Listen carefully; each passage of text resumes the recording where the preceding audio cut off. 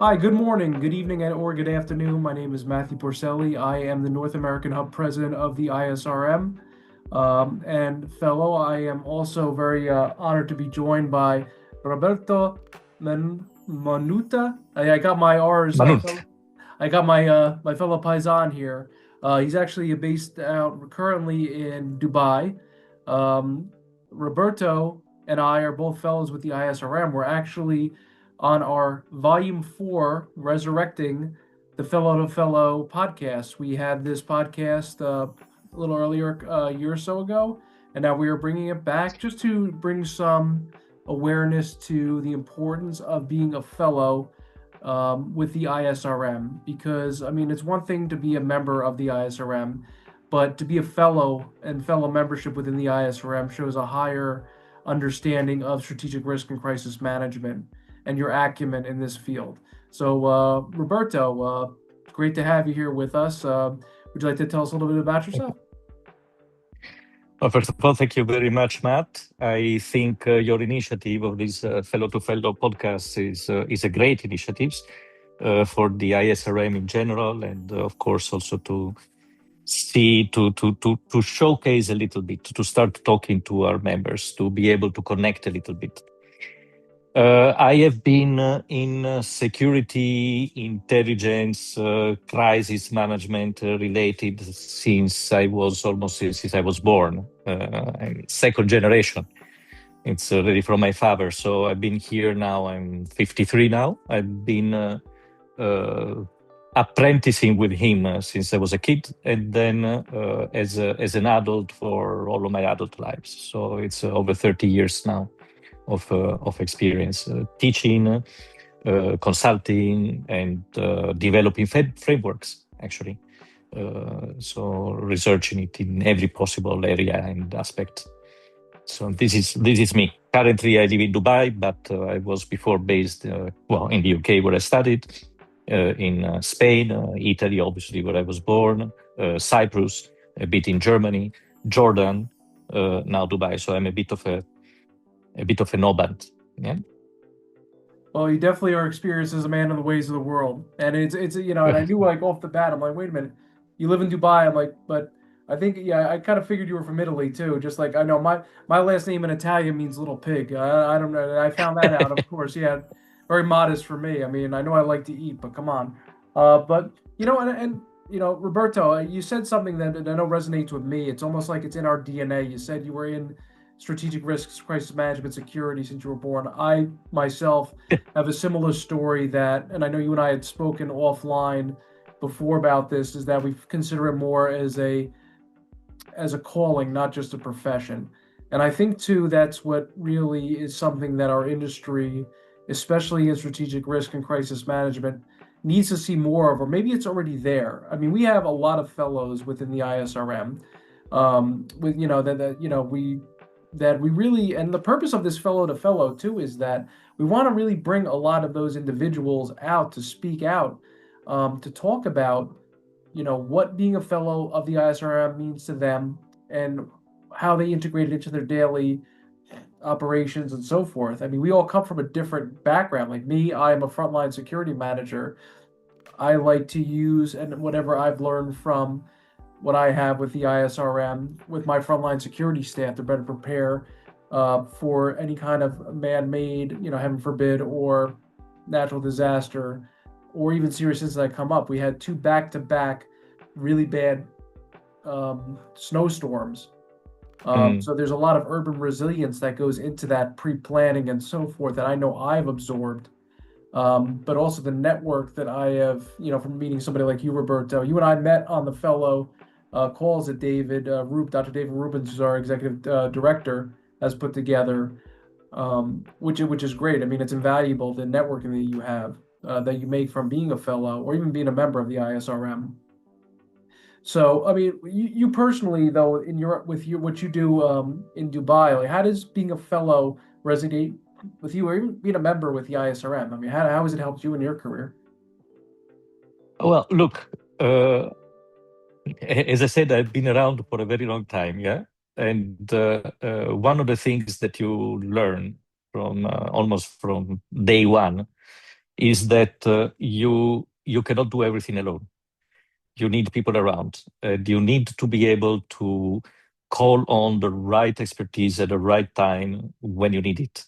And one of the things that is beautiful about the world of security in general is that people are either here for a job, so they're here just to get their salary and finish the story, or they actually believe in it. So they also have they connect their salary, their success, also with their life purpose.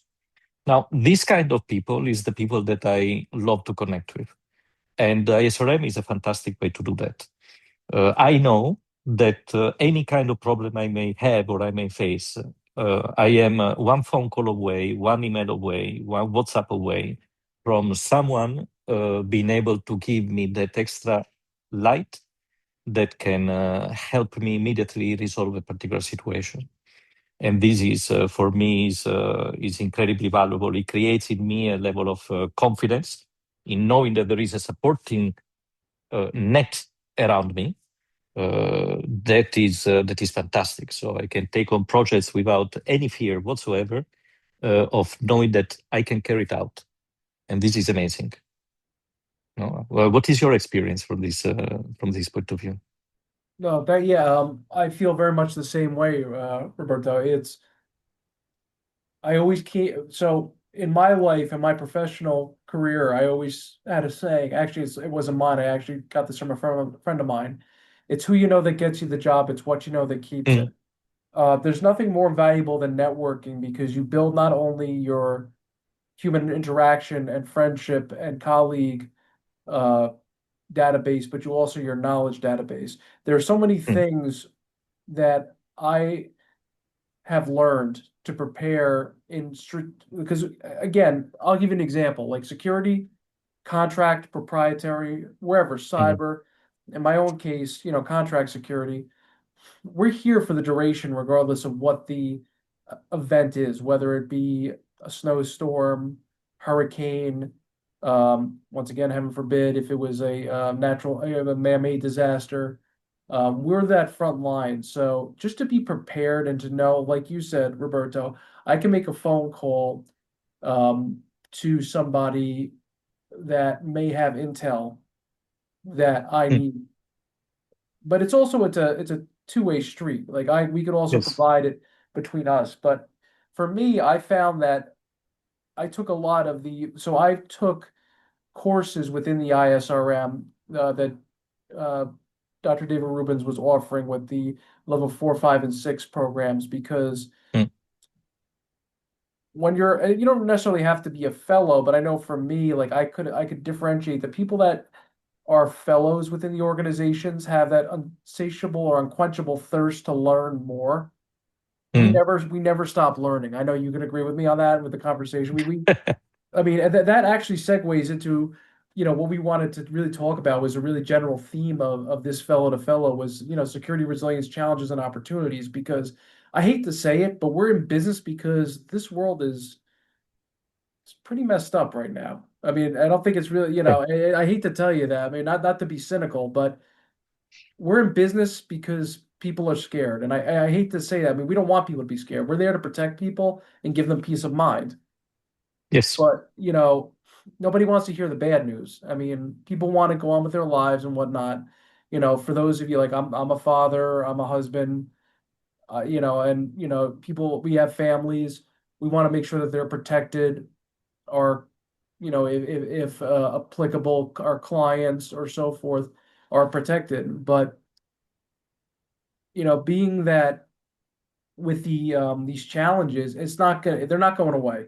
I mean, they're an inevitability. Even if we can stop every single man-made catastrophe, every IED, every vehicle ramming incident, there's still going to be natural disasters.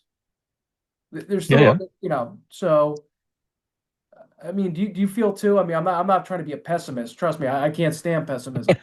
That's why my mother-in-law always says to me, "Oh, Oh. can't you work from home when it snows?" No, I can't work from home when it snows. Mm. I tell her that all the time. But I mean, am I just Hope you don't, I'm not trying to be pessimistic, right? I mean, is it true our world is basically No, no. it keeps evolving? I mean, that's why we're in the positions we're in to protect and serve, I guess, Yes, and to prepare. That's a very important one. I agree completely. I actually I would go even one step further. Uh, we sometimes we have this tendency of thinking that change, complexity, danger, risks are a bad thing. But consider the alternative.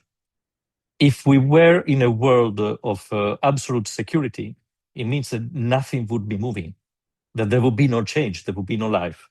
So we actually have to have a positive attitude also to these kind of problems. It's okay, cool. I am I am changing something in my life. I am starting a new business. Yeah. Obviously, there are things that can go wrong. Obviously, I'm afraid I have to take a mortgage. Will I be able to repay it? I am taking a train. What if somebody, when I have to go to the washroom, steals my bag? All these kind of small little things, yeah, in small scale, big scales, yeah, they are a natural aspect of movement and life. So this is okay. What is not okay, so even a bit of fear, a bit of worry, that's fine. It's our brain saying, okay, cool, careful. Yeah, there is something that you have to look at. This is fine. What is not fine is when we get into paranoia or when we get into denial, these two extremes, sort of, no, no, no, no, I can continue as I always done because to me, I can always go out at 4 o'clock in the morning in the streets. Nothing ever happened to me in the center of New York. I can keep on going. Well, okay, can, but careful there. Denial or paranoia. I don't move if I always I don't know, I travel and all my family travels, every member of the family in a different airplane because you never know if the plane crashes what's going to happen. Yeah, these two. I'm sure you have met this kind of people every day. Our And job. yeah, and I'm sorry to interrupt, Oh, Robert. Yeah, it's just that yeah. you can even see the body language too. And the worst part Mm, about it is those people are the biggest targets for aggressors because they see it and they're distracted. And it's not only yes. and these could be for pickpocket. I mean, again, one of the first things I was Oh, told in Rome, even though I knew this mm, because I'm an avid researcher, are pickpockets. What do they do, yeah. pickpockets? They distract you. So when you're Yes. distracted, they're usually looking around. You're looking there and you don't. Yeah. Exactly. I believe that our biggest contribution as professionals in this business is in reframing things, in making our clients or the people around or society, if we are writing or we are communicating to the public, uh, put the light in the right direction. So saying, guys, no, this no, careful here. It's okay to be afraid up to this point. It's okay to be afraid if you are then doing something about it also. No? So this reframing aspect to connect the perceived danger with the real danger and making them overlapping, yeah, equivalent and overlapping sets so that the frame is right is essential. And at that point, once the two are connected and are linked properly, aligned, then you can start reasoning. Okay, now let's do something about it. Yeah, let's move forward. Also, because at the end of the day, nothing happens. Even if things are awful, even if we are getting close to Easter. Yeah, now it's in no here in Dubai is Ramadan. So even when you go through period of fasting, even if you go through Lent, even if you go Jesus Christ through the Passion of Christ, things are awful, but there is an afterwards. Yeah, so let's start thinking there is an afterwards. So things are okay, so no need to. Let's see how we can align and how can we work to make that faster and to have as little as possible of problems in the trip in as the Right. way. I Yeah. mean, it's being a realist, being a realist, not being naive, but being a Mm, realist of what our world is going to and being a part of. and another thing I find very amazing, actually not I guess you could say it's controversial, but I mean I don't know how to. I guess it's got a lot of different viewpoints. Is when it Mm. comes to risk, security, and opportunity. Um, Mm. I'll give you an example. On September 11th, obviously 2001, how how horrific and how tragic that was. Everybody, mostly everybody that I have never seen so many security companies pop up Mm. and open up because the market was for, people were scared, rightly so. Yeah. People wanted security. So people, they knew that it was a lucrative. Listen, I'm not saying everybody felt this way. Lucrative option. Yeah, but Yeah. but they knew the Also. opportunity. Yeah, they knew the opportunity was there Mm. because I've seen a lot of, from cyber to contract to I've seen a lot of security companies. I remember I was a sophomore in high school when that Mm. when that happened. And I saw a lot of these companies popped up. And I always thought to myself, like how many, and I'm not here to debate what intentions were with every one of these organizations, but um, you know, but I will say though, and I want to get your view on this too, for those that are aspiring to go into this field, because one thing I know Mm. that I've been reached out to a lot, and I'm sure you too, Roberto, have been reached out to as a mentor by many as well, is there room for growth in this field? And I know I say absolutely, because it's Mm. not security is not what it was back in 1988. It's not what it was back even in 2001. There's a lot more, even with strategic risk crisis management, planning, and so forth. It's so strategic. It's going from an operational mindset to a strategic mindset. Consultancies are popping up all over the place too. I mean, it's all that preparedness mindset. So Mm. for those listening that may be wanting to go into a career, which I know I don't, have to speak for myself. I'm sure I speak for you and every other person that's guarded, stood a post. God forgive me because I don't like using the word guard, protected. Um, this is a great field to be in. Like there is a career in security, crisis management, and so forth. Look, yes, I agree completely. As we said at the beginning, yeah, the people who get in just because it's a job, and the people who make it a life purpose. So, uh, look, you say that security or resilience is no more what it was even in 2001. In reality, it's not even what it was 6 months ago. We are in an increasingly fragmented world, which increases complexity incredibly. So any kind of plan that you had before was resting on certain basic assumptions, certain things that you knew that you could rely on. Nowadays, those things are not reliable. Consider, for instance, only now, yeah, we're having a call on Zoom. How many platforms, softwares, or critical infrastructure is at the moment working for us to be able to connect? Now, all of that chain, yeah, just miscommunication, yeah, all of it, part of it is already in the process of being weaponized and militarized. Part of it, it's because of that, it's also already the process of becoming a target of potential threat and disruptions. So this communication that now we are having easily, and that we're taking for granted that we can Zoom somebody and finish the story, Yeah, uh, in itself is actually much more fragile than we think it is. And it's going to become more and more increasingly fragile. You've seen already also in France, for instance, they're starting to get rid of US software in a certain way, right. Yeah, moving back to French software. And this is becoming the trend now. When we say fragmentation, yeah, it's a fragmentation of order internationally and globalization, which also means fragmentation of standards.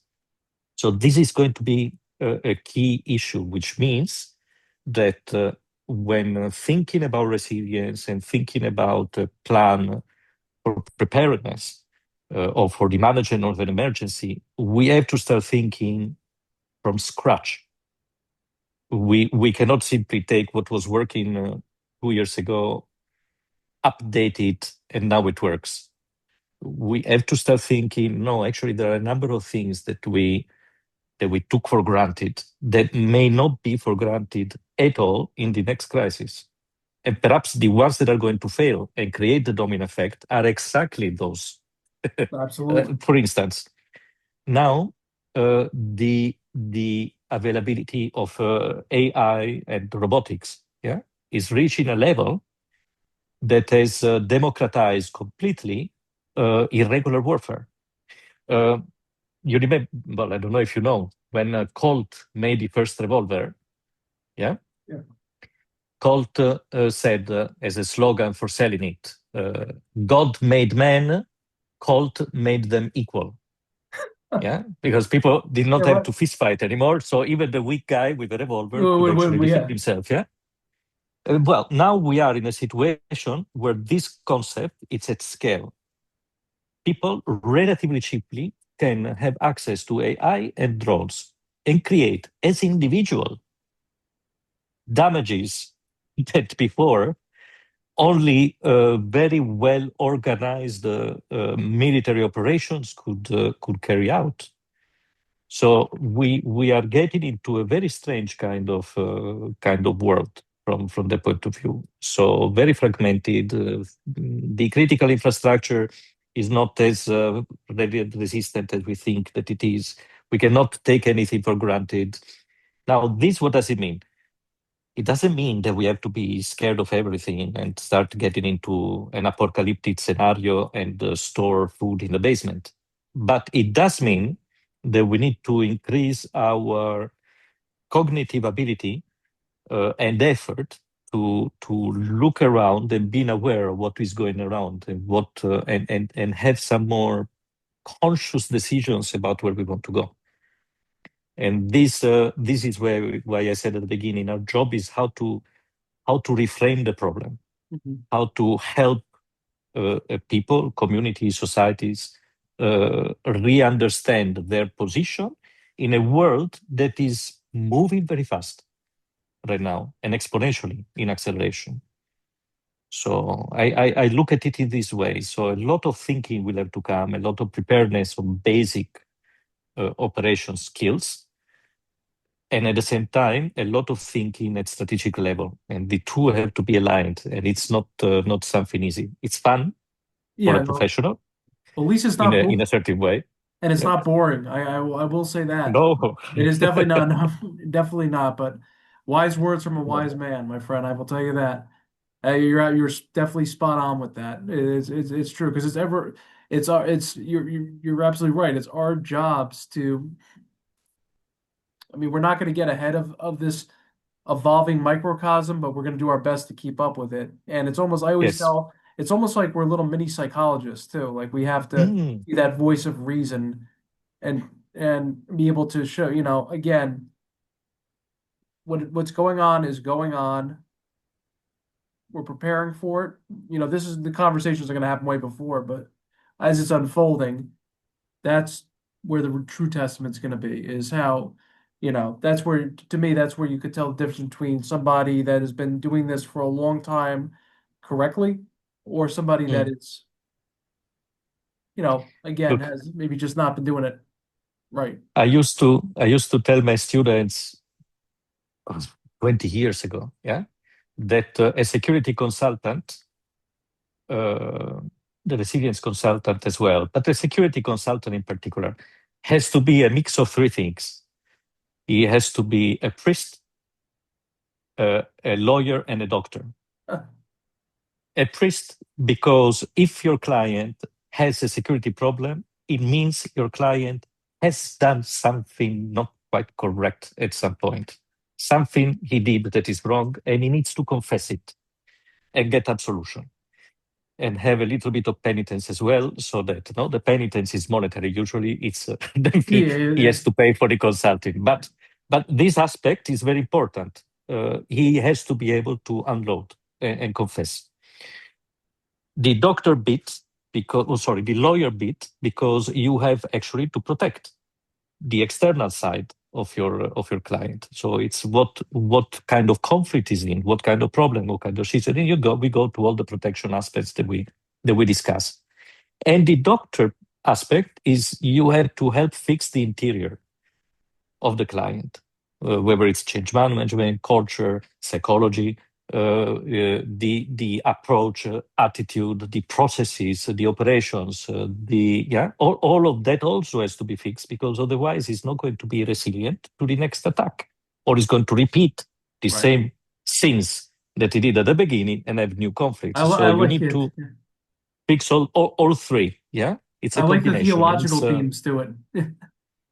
and it's very true. I have never met I I have never seen a client. Now I exaggerate, of course, yeah, but I have never seen a problem that did not have a direct, clear contribution from the client in the beginning, or that the client tried to solve by himself or herself, uh, doing something that was not correct. No, the paranoia effect, getting too much into conflict too soon, getting discussions, increasing and escalating a problem that could have been resolved very fast, out of pride, out of ego, out of fear, out of insecurity, out of whatever, greed. But this bit, I've always seen, and it needs to be checked. It's okay, it's fine, it's not a problem. We are all human beings. The question is to understand it so that you can correct it. So in this aspect, we are also helping reframing not just what the problem is, but also because we need to the attitude of the institutions that we are trying to protect. Well said. Definitely. All right, Roberto, we're at the end. Unfortunately, I know you and I Oh, could probably talk. And like I very said, easily. this is, like I said, this is not even, this is what we love to do. And this is, like I said, that's why we put this fellow to fellow conversation podcast together, is because, you know, again, we have we want to garner more of this attraction to it. And also, if you are a member, or if not a member of the ISRM yet, again, please consider it. Because, like I said, especially if you're in the crisis management or strategic risk arena, you could reach out to Roberto or I via LinkedIn. We're very LinkedInable, Yes. if that's even a word. But all right, with that, Roberto, thank you very, very much, my friend, Thank you, for Matt, very much. very, very much. Mhm. And thank you all, and be safe. All right, take care, everybody. Bye bye.